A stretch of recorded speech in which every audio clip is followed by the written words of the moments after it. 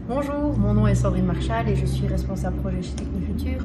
Nous sommes un centre de formation professionnelle actif dans plusieurs domaines, dont l'automobile et la mobilité, et nous sommes situés à Francorchamps. Alors pourquoi est-ce que nous nous intéressons à l'hydrogène et à la pile à combustible dans les véhicules? Parce qu'en tant que centre de formation technique sur les métiers liés au secteur automobile, nous formons sur différentes solutions d'avenir proposées par les constructeurs automobiles, tels que les carburants fossiles, le gaz naturel et d'autres véhicules comme le véhicule électrique, etc. Rappelons que le véhicule électrique est le seul à ne pas émettre d'atomes de carbone, donc par définition c'est le moins polluant.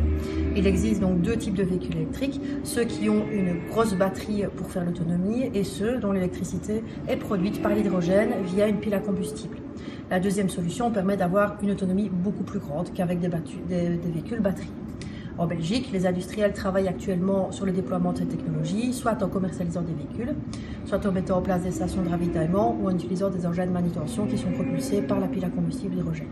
Mais Marc, est-ce que cette technologie hydrogène est techniquement assez mature que pour être commercialisée? Bonjour, je m'appelle Marc, je suis ingénieur et formateur technique ici à Technifutur Francorchamps et je m'intéresse aux technologies automobiles et plus particulièrement aux véhicules basse émission et zéro émission. Alors la question clé qui nous occupe, est-ce que la pile à combustible, le véhicule pile à combustible, est-elle une technologie fiable et sûre? De mon point de vue, la réponse est oui.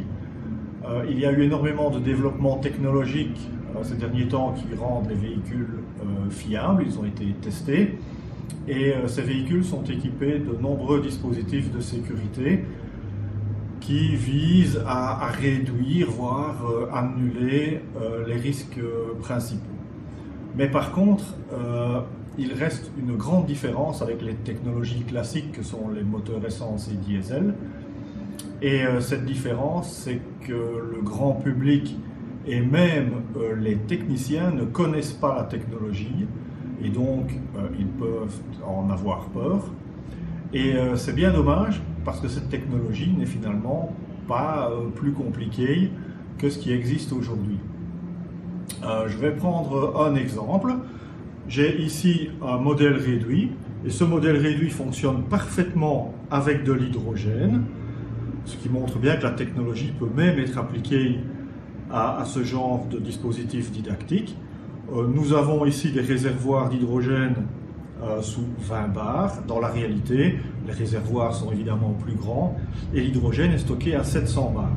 Ensuite, nous avons des régulateurs de pression pour diminuer la pression d'hydrogène jusqu'à 1 bar, des tuyaux, des vannes régulées, des capteurs de fuite, tout ce qu'il faut pour que ça fonctionne bien de manière sûre, pour finalement arriver à une pile à combustible qui va transformer l'hydrogène en électricité par la réaction avec l'oxygène de l'air ambiant.